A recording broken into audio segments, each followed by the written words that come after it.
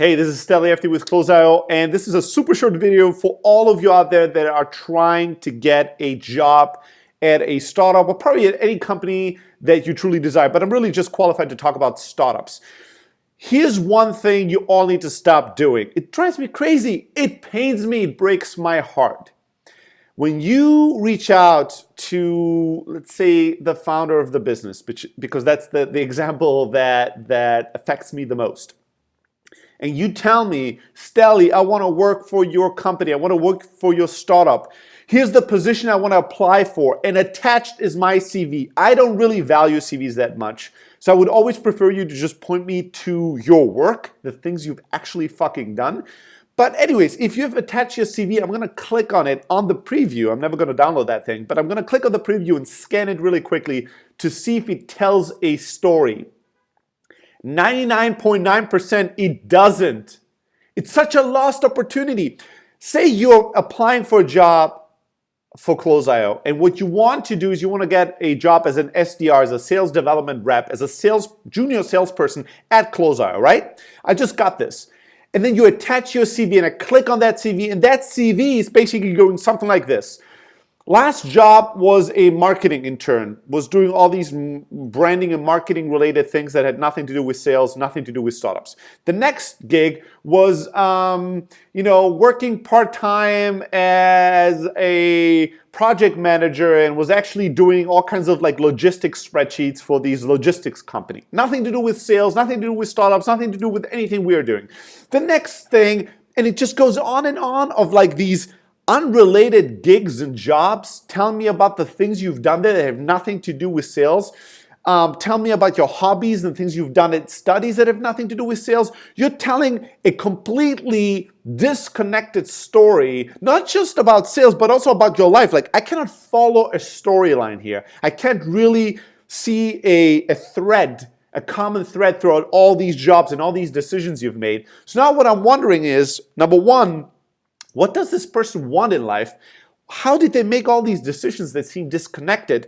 And how does this leave them to me? And more importantly, is Close.io just going to be one more disconnected stop on that zigzag to nowhere, which is the journey that this person is on right now? And I know that's very judgmental, but this is what you're asking me to do. You're sending me a document, you're telling me, look at it and judge me. And your assumption, your hope is that my judgment is going to be, I like it. I want to know more. This person could be great for us. That CV is a sales document. It's a story.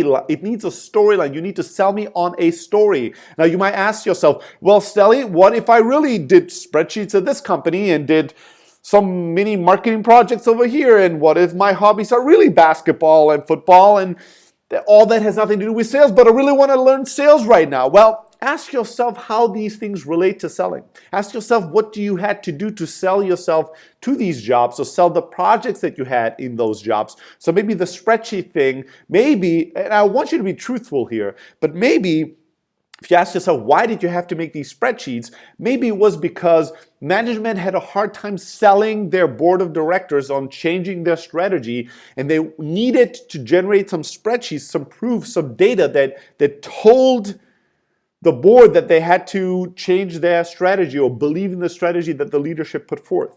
Now, maybe you can come up with a storyline of how you've learned at that job how to collect data and crunch data in a way that tells a story that sells really important stakeholders on buying into a strategy. And maybe this is total BS and there was a completely different reason why you had to make spreadsheets. But I'm just giving you an example on how to tell a story that relates to selling or a sales lesson you learned during that time. Maybe you learned, you did spreadsheets and you didn't learn how to use spreadsheets to sell, but you learned that anytime you had to submit that spreadsheet or those numbers to your boss, you had to explain to them, how you put all the numbers together. And that was the most difficult part. And that's the part you were failing at, and you realized I need to become a better communicator. And that's why you moved on to marketing.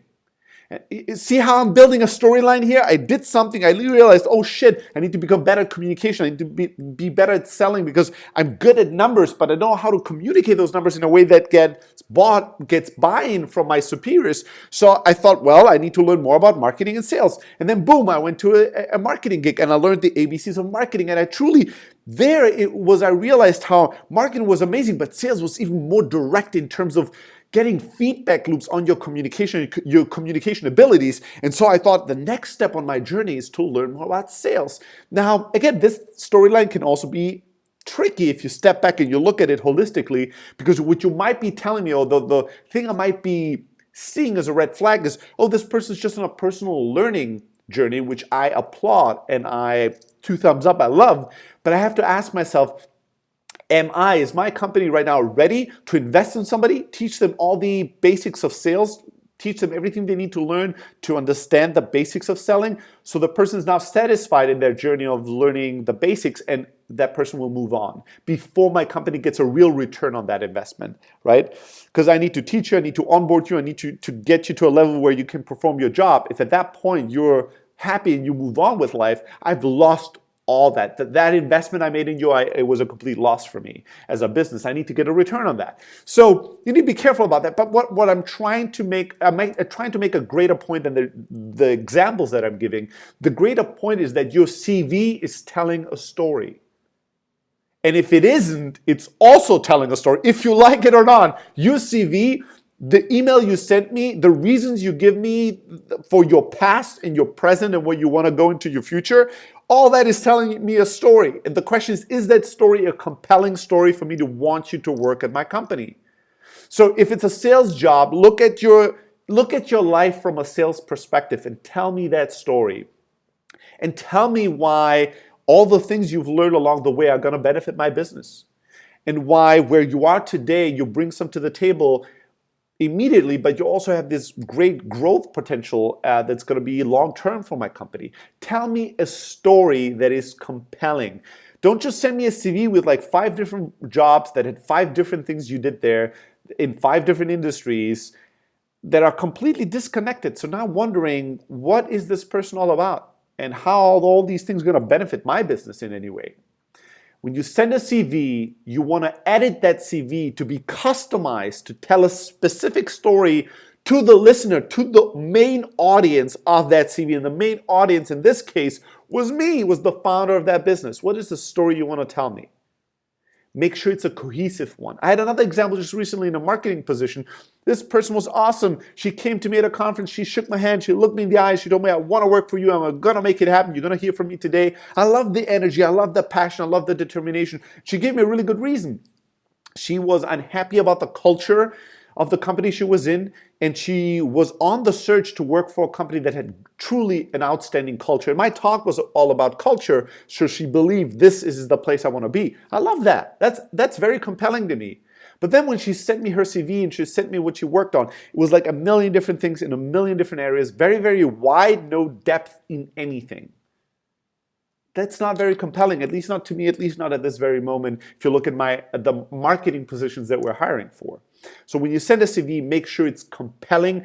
Make sure you truly tell a story through it, and a story that's going to be compelling and interesting and valuable to your audience being the founder and the hiring manager and the employees of the business that you want to work with and work for. 99.9% of all people out there, they don't think of their CV as a story. They think of their CV as this database collection of things they've done in the past, and they never take a moment to think how to tell a story around these experiences that's cohesive and that's compelling. Be different. If you want a job and if you want to stand out from the crowd, make sure you just don't send people a historic bullet list point of places you've been at certain dates with certain name tags attached to projects you worked on. But make sure that when you sell a CV, you tell your life story, your life work journey up until this point is a compelling story for the listeners. All right, I hope that this was useful and helpful. Please, if you have any questions, leave a comment. If you want to reach out to me directly, stelly@close.io, and I'm looking forward to hear from you.